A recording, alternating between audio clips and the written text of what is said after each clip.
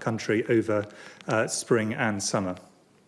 And we now have around 50,000 new cases a day, and that is rising.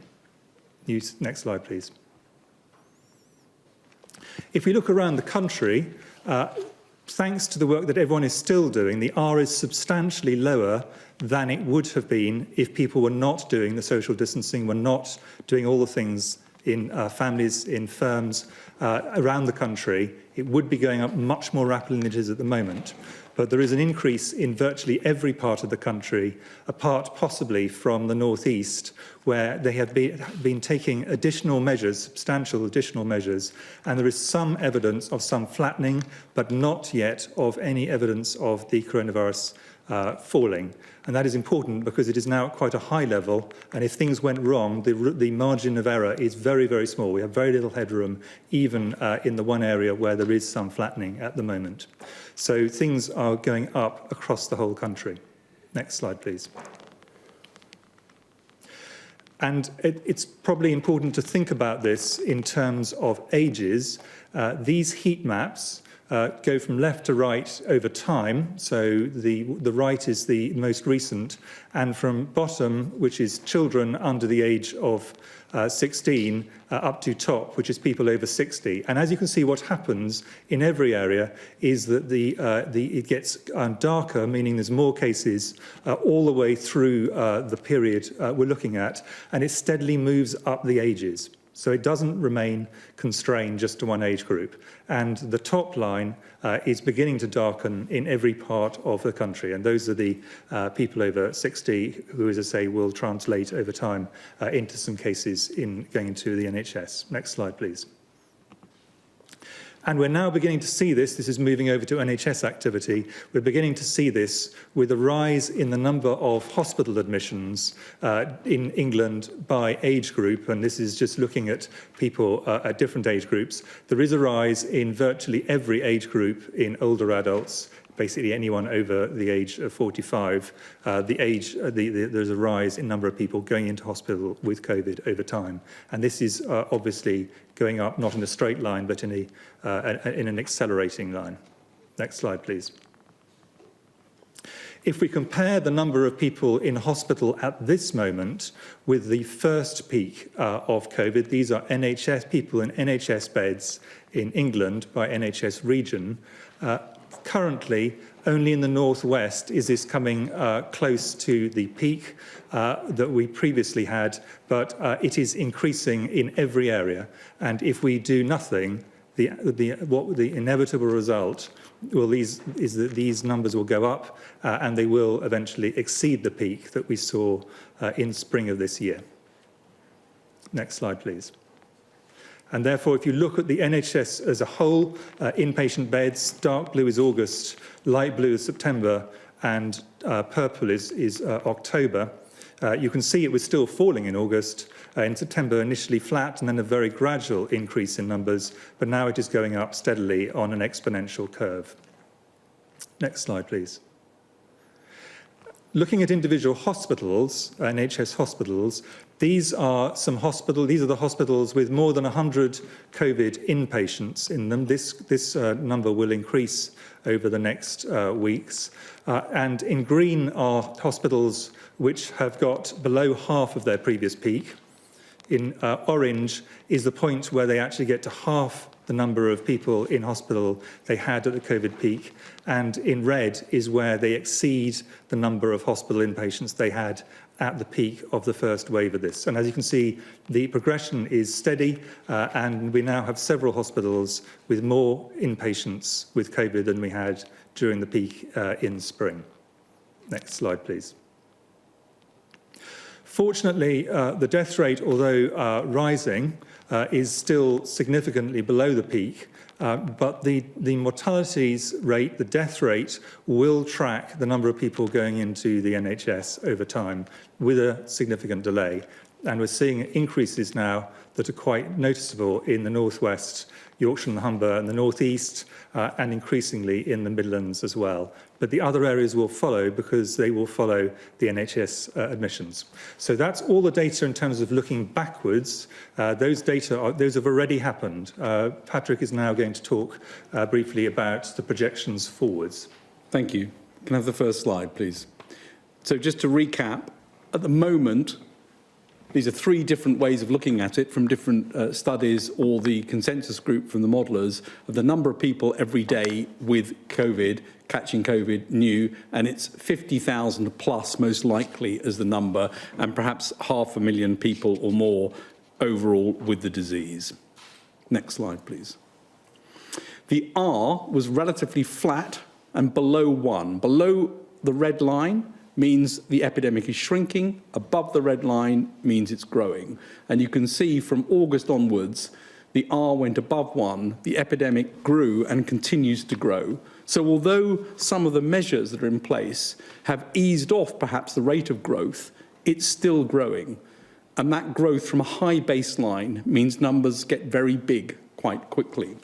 Because of this continued R above 1, the modelling group asked a number of academic groups to create scenarios as to what might happen on assumptions that R stays above 1 and goes between 1.3, 1.5 and possibly up over the course of the winter.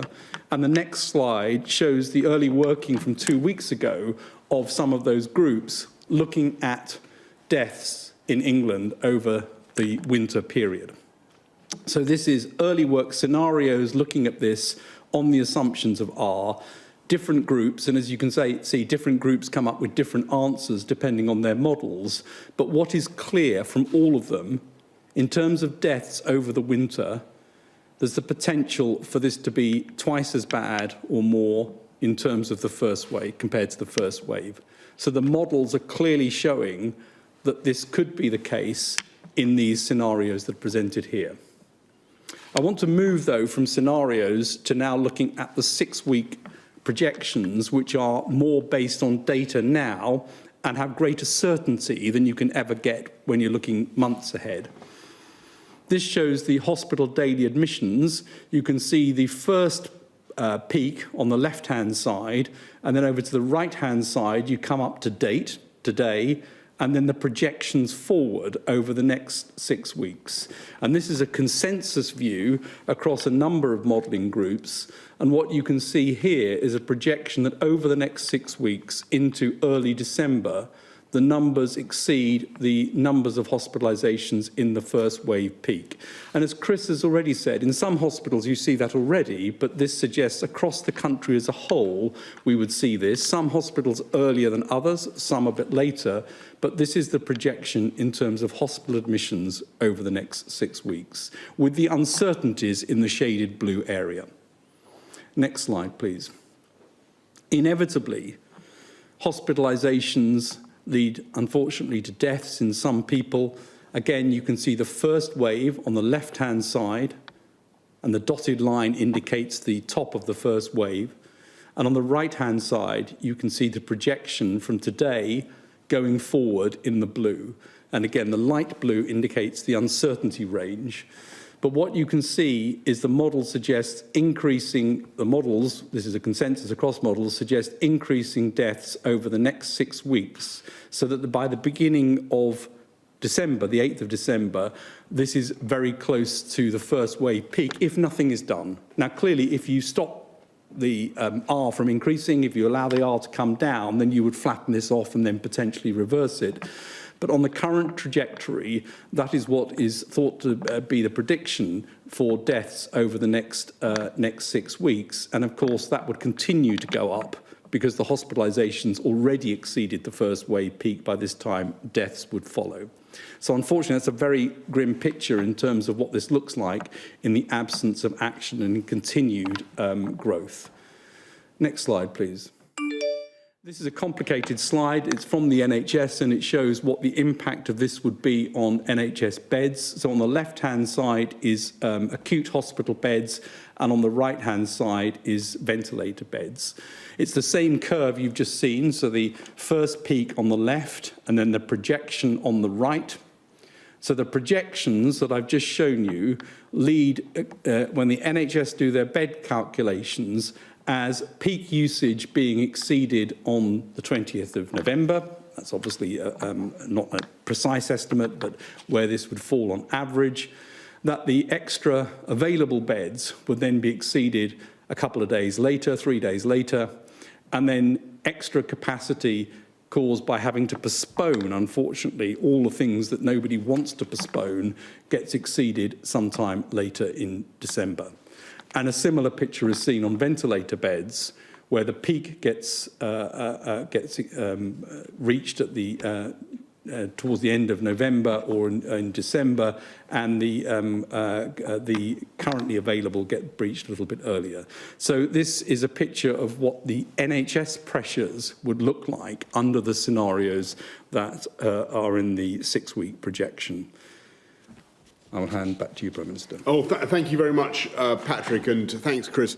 Look, I'm afraid no responsible Prime Minister can ignore the message of those figures. And when I told you 2 weeks ago that we were pursuing a local and a regional approach to tackling this virus, I believed then, and I still believe passionately, that was the right thing to do, because we know the cost of these restrictions, the damage they do, the impact on jobs and on livelihoods and on people's mental health. And no one wants to be imposing these kinds of measures anywhere. And we didn't want to be shutting businesses, pubs, restaurants in one part of the country where incidence was very low, when the vast bulk of the infections were taking place elsewhere. And our hope was that by strong local action, strong local leadership, we could get the rates of infection down where the disease was surging and address the problem thereby across the whole country.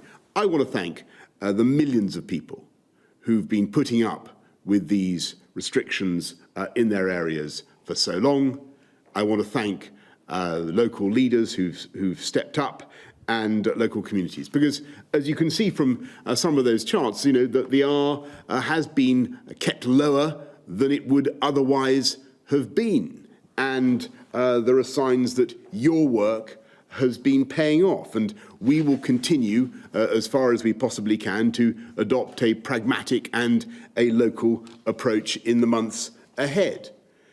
But as we've also seen from those charts, we've got to be humble in the face of nature. And in this country, alas, as across much of Europe, the virus is spreading even faster than the reasonable worst case scenario of our scientific advisors, whose models, as you've just seen, now suggest that unless we act, we could see deaths in this country running at several thousand a day, a peak of mortality, alas, bigger than the one we saw in April. And as you've just seen, even in the southwest, where incidence was so low and still is so low, it's now clear, though, that the current projections mean that hospitals in the southwest will run out of capacity in just a matter of weeks unless we act.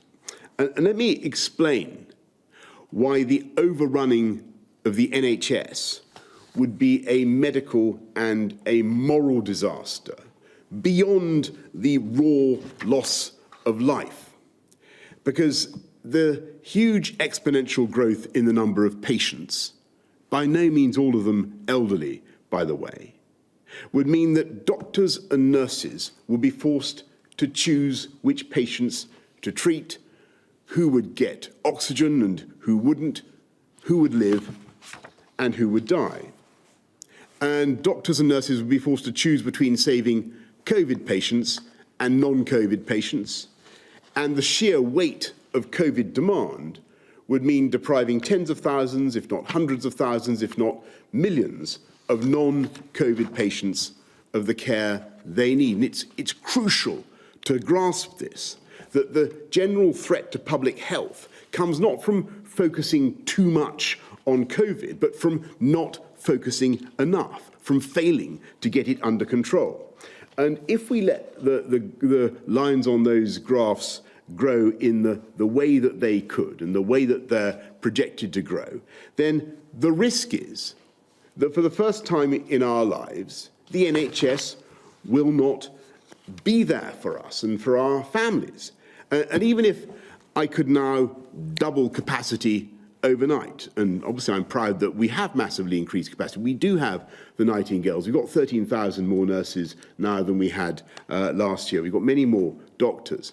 But it still would not be enough because the virus is doubling faster than we can conceivably add capacity.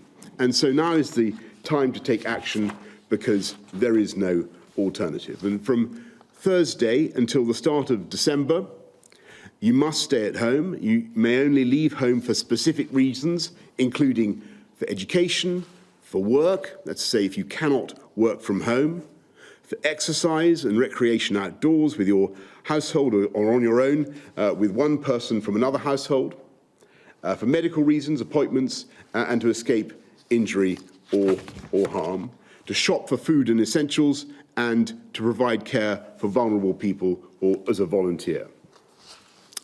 I'm afraid non-essential shops, leisure and entertainment venues will all be closed, though click and collect services can continue and essential shops will remain open, so there's no need to stock up.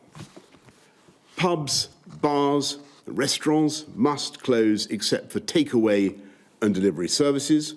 Workplaces should stay open where people can't work from home, for example, in the construction and manufacturing sectors. Single adult households can still form exclusive support bubbles with one other household, and children will still be able to move between homes if their parents are separated. If you're clinically vulnerable or over the age of 60, you should be especially careful to follow the rules and minimise your contacts with others. I know how tough shielding was, and we will not ask people to shield again in the same way, but we are asking those who are clinically extremely vulnerable to minimise their contact with others and not to go to work if they're unable to work from home. I'm under no illusions about how difficult this will be for businesses which have already had to endure such hardship this year, and I'm truly, truly sorry for that. And that's why we are going to extend the furlough system through November. The furlough scheme was a success in the spring. It supported people and businesses in a critical time. We will not end it. We will extend furlough until December. There will be some differences compared to March. These measures, above all, will be time limited. Starting Thursday, the 5th of November, they'll end on Wednesday, the 2nd of December, when we'll seek to ease restrictions, going back into the tiered system on a local and a regional basis, according to the latest data and trends. Christmas is going to be different this year, perhaps very different, but it's my sincere hope and belief that by taking tough action now, we can allow families across the country to be together. My priority, our priority, remains keeping people in education, so childcare, early years settings, schools, colleges and universities will all remain open. Our senior clinicians still advise that school is the best place for children to be. We cannot let this virus damage our children's futures even more than it has already, and I urge parents to continue taking their children to school, and I'm extremely grateful to teachers across the country for their dedication in enabling schools to remain open. And it's vital that we keep provision for non-healthcare groups going. So please, and this is really important, unless your clinicians tell you otherwise, you should continue to use the NHS, get your scans, turn up for your appointments and pick up your treatments. If at all possible, we want you to continue to access these services now and through the winter. Indeed, it's only by taking this action that we can protect the NHS for you. On Monday, I'm going to set out our plans to Parliament. On Wednesday, Parliament will debate and vote on these measures, which, if passed, will, as I say, come into force on Thursday. We've updated the devolved administrations on the action we're taking in England and stand ready to work with them on plans for Christmas and beyond.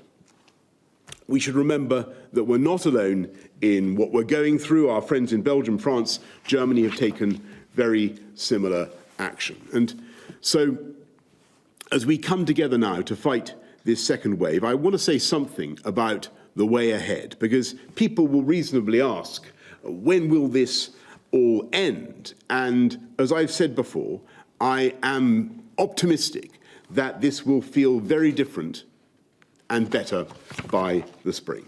It's not just that we have ever better medicines and therapies and the realistic hope of a vaccine in the first quarter of next year. We now have the immediate prospect of using many millions of cheap, reliable, and above all, rapid turnaround tests. Tests that you can use yourself to tell you whether or not you're infectious and get the result within 10 to 15 minutes. And we know from trials across the country in schools and hospitals that we can use these tests not just to locate infectious people, but to drive down the disease. And so over the next few days, weeks, we plan a steady but massive expansion in the deployment of these quick turnaround tests, applying them in an ever-growing number of situations, from helping women to have their partners with them in labour wards when they're giving birth, to testing whole towns and even whole cities. The army has been brought in to work on the logistics, and the programme will begin in a matter of days. Working with local communities, local government, public health directors, organisations of all kinds, to help people discover whether or not they're infectious, and then immediately to get them, to help them to self-isolate and stop the spread of the disease.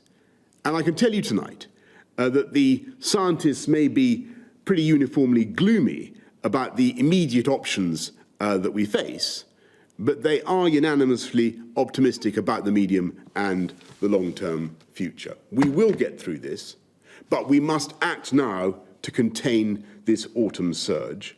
We're not going back to the full-scale lockdown of March and April. The measures that I've outlined are less prohibitive and less restrictive, but I'm afraid from Thursday, the basic message is the same. Stay at home, protect the NHS, and save lives. Thank you. I'm now going to go to questions from the public and then from the media. We're going to go first to Matt from Plymouth. Quieter corners of the country, such as South East Cornwall, have very low incidence of COVID, but are we likely to see restrictions put in place in solidarity with the rest of the UK? Well, thanks very much, Matt. Look, it's not solidarity with the rest of the UK, alas. It's not a gesture.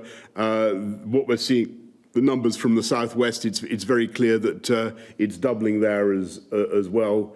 And the pressure on the hospitals in the southwest is particularly acute, and we've got to recognise that although the incidence is low, it is growing in the southwest, and we need to tackle it.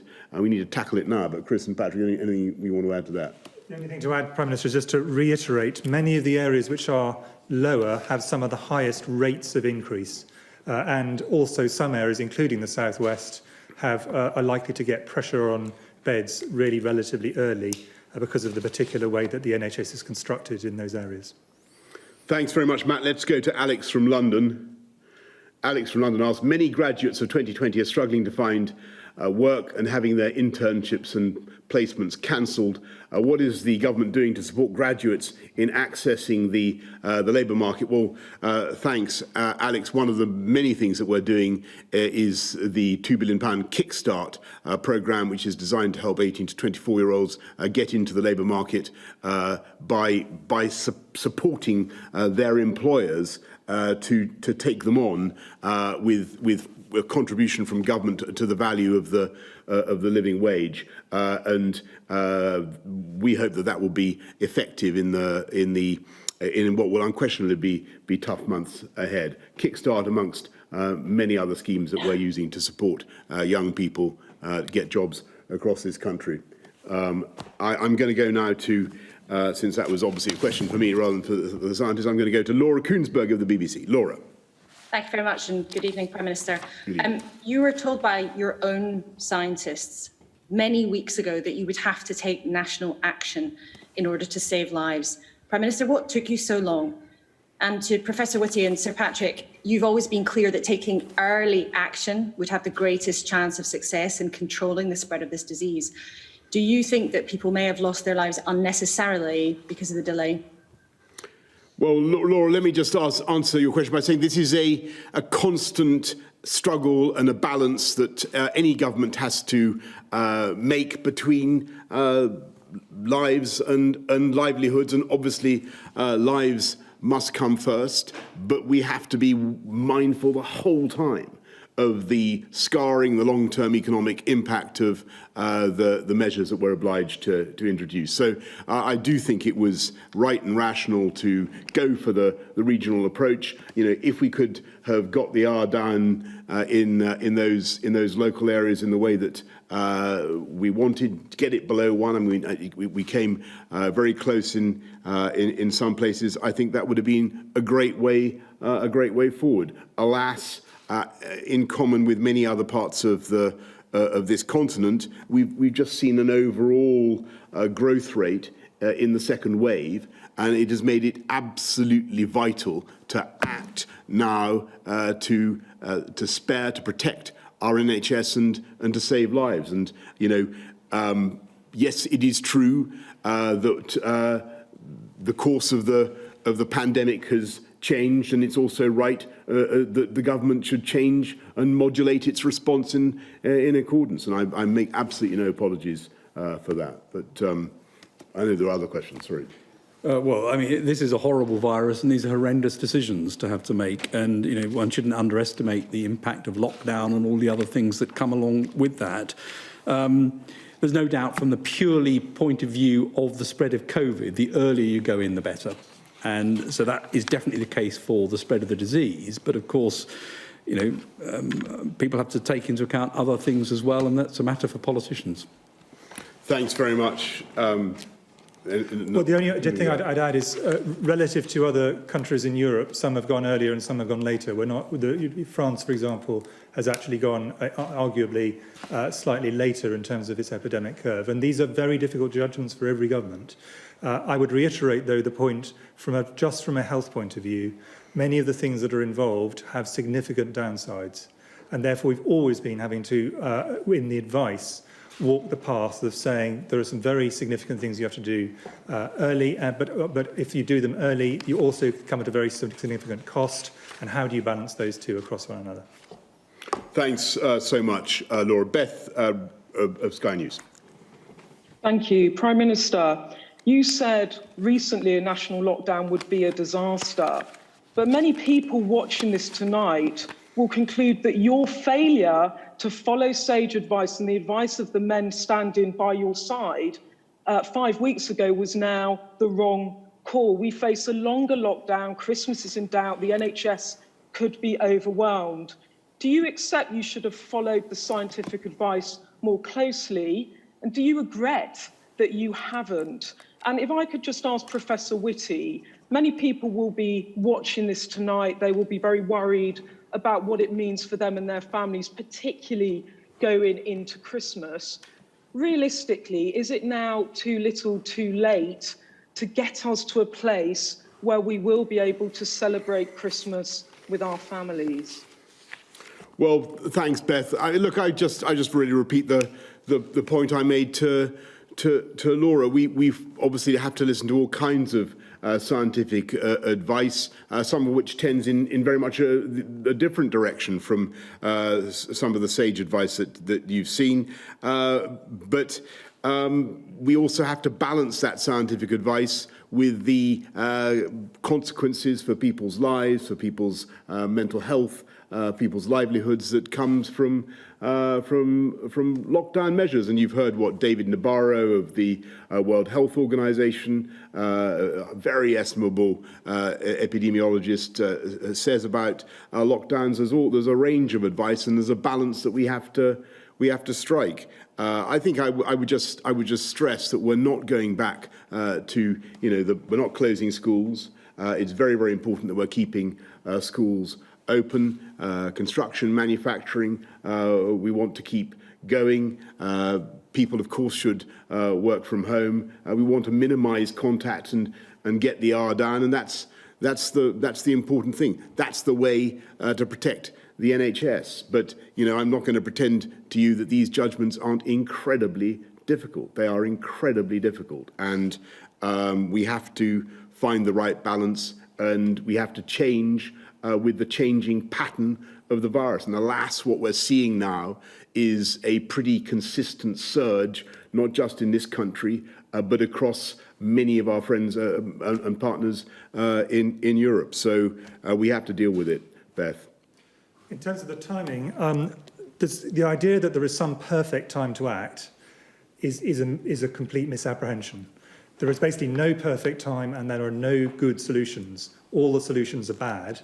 And what we're trying to do is have the fewest, the least bad set of solutions at a time which you actually achieve the balance that needs to be struck between all these things that ministers have to make decisions on. And in terms of making festivities, whether it's Christmas or any other religious tradition, we would have a much better chance of doing it with these measures than we would if these measures were not being taken today. And I think let us see how this goes over the next few weeks. Thanks very much, Chris. Let's go to, and thanks, Beth. Let's go to Romilly Weeks of ITV News. Prime Minister, thank you. The route out of the first lockdown was supposed to be local restrictions and test and trace. Now those have shown to be totally inadequate. Why do you think that they will help to get us out of a second lockdown? And the medical, if I may, do you believe a month of lockdown will be enough to allow families to be together at Christmas? And do you believe, like the Prime Minister, that things will be better by spring?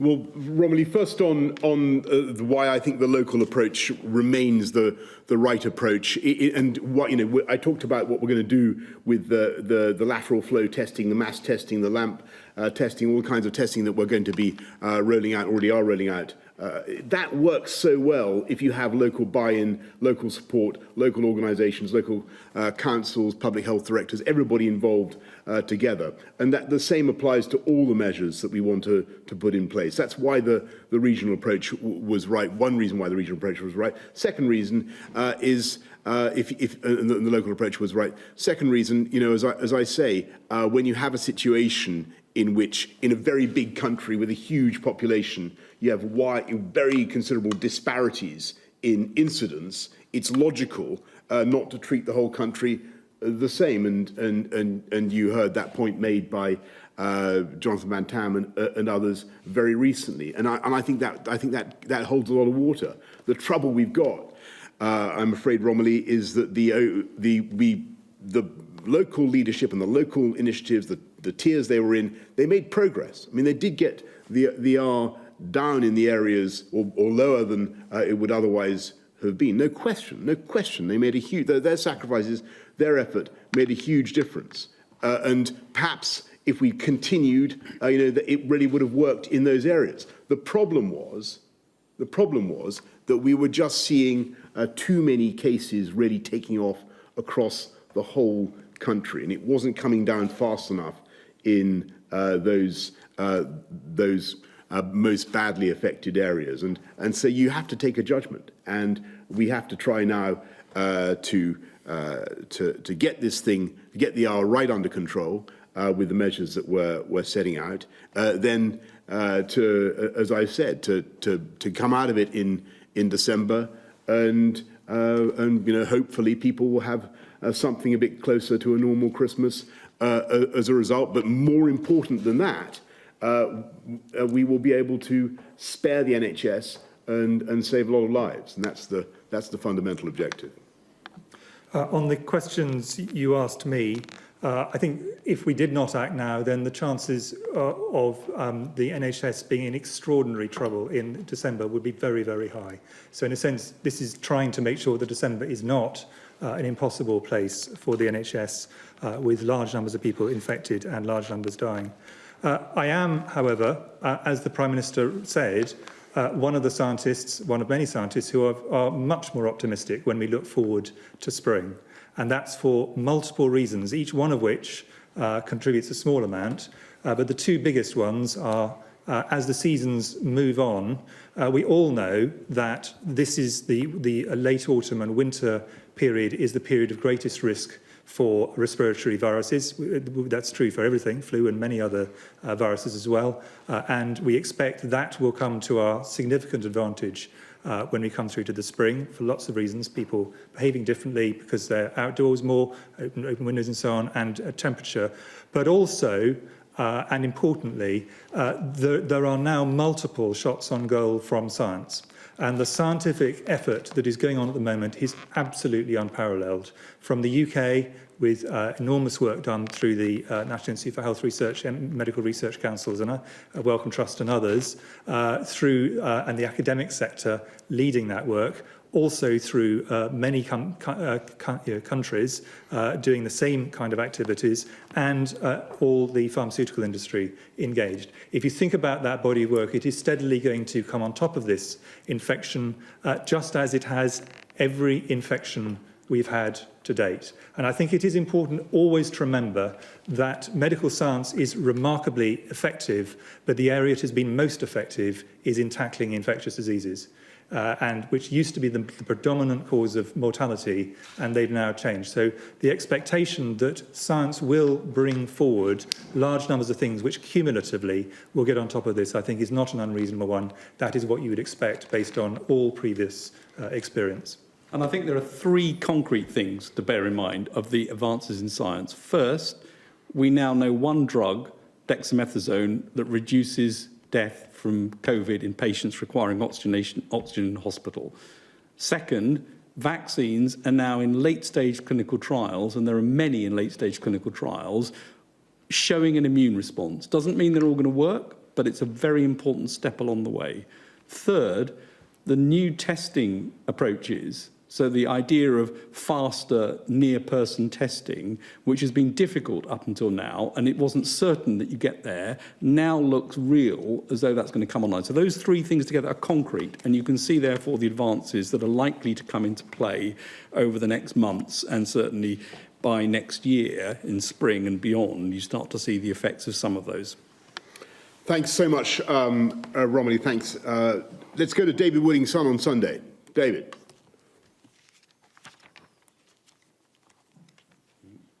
Dave, you need to unmute. You need to unmute. Mute. Thanks. Sorry, apologies.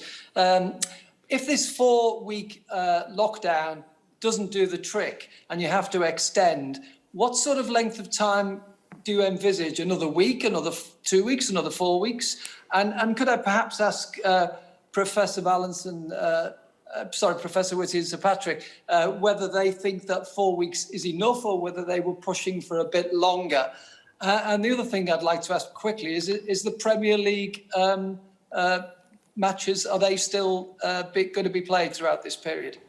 I can say yes to the Premier League, I think, with authority. David, on the, is the period up to 2nd of December going to be enough? I hope so. We have every reason to believe it will be, but we will be driven by the science, and we will look at where we've got to. I'm optimistic because as I said a couple of weeks ago, and I said again tonight, the R, although it's above 1, is not that much above 1. I think you looking at one of the slides that Patrick showed us earlier, it has been coming down. The trouble is, that still means the disease is doubling.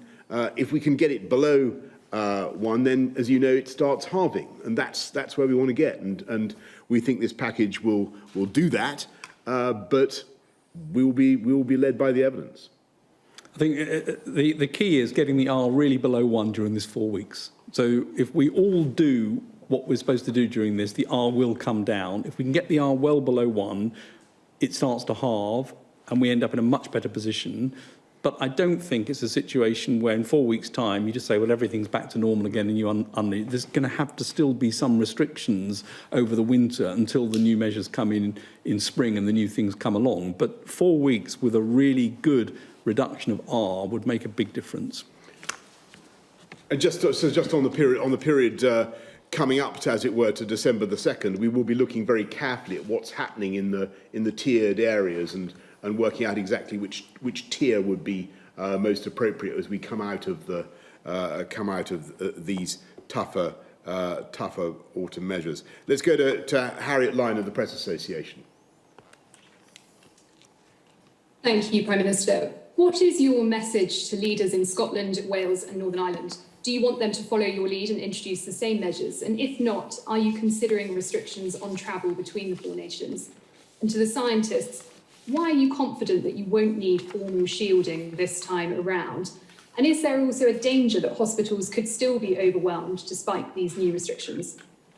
Well, thanks very much, Harriet. First of all, on the devolved administrations, the situation now is that there's quite a large degree of congruence between the whole of the UK, in the sense that Northern Ireland and Wales have very similar arrangements already to the ones we're announcing tonight, and Scotland, as you know, has its 5-tier system, which it also involves some pretty stringent measures to deal with fundamentally the same problem that we have across the whole of the UK, which actually we're dealing with in pretty much the same way. And as you know, every day there are constant discussions between the 4 CMOs, and certainly at a political level, constant conversations about how we're fighting this together. Yeah, and just to reinforce that the 4 CMOs talk together very regularly to try and make sure that the science and the thinking is as aligned as possible. In terms of shielding, which is your question specifically to us, we're not suggesting that people who previously were on the shielding list, the just over 2 million people who are on the shielding list, do not need to take extra precautions. They do. But we learnt a lot from the first time with the shielding programme. And some of the things worked, but some of the things did not. So what we're not aiming to do is to reproduce it. There were both some practical problems, and there was also the issue of people having significant problems with loneliness and feeling completely cut off from society. And what we're trying to do is try and avoid those downsides to shielding, whilst reinforcing the message that for people who are particularly vulnerable, they do need to take even greater precautions than the general public.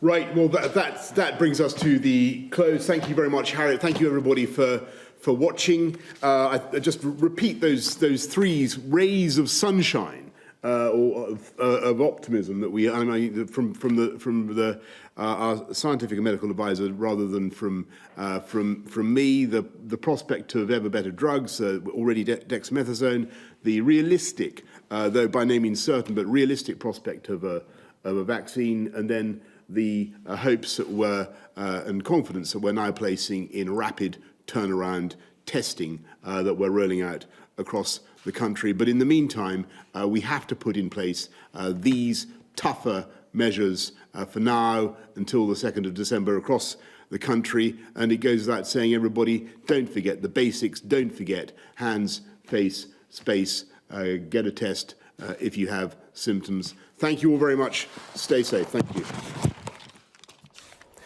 So there we have it, and I think you'll agree, a sense of déjà vu, the message there from the Prime Minister to the nation: stay home, protect the NHS and save lives. The same message that we were all told, of course, way back in March. The message coming after some very worrying statistics. 50,000 people, it's estimated, are catching coronavirus a day. 500,000 people or more have it right now, and the projection that over the next 6 weeks hospitalisations would be higher than in the first peak if nothing else is done. The daily death rate could reach nearly 800 by December the 8th, according to government predictions. We heard from the Prime Minister that people in England must stay at home as the country is placed under another national lockdown. Well, we can take a look now at the main developments to come out of the news briefing just now. First, second lockdown will apply from this coming Thursday, will last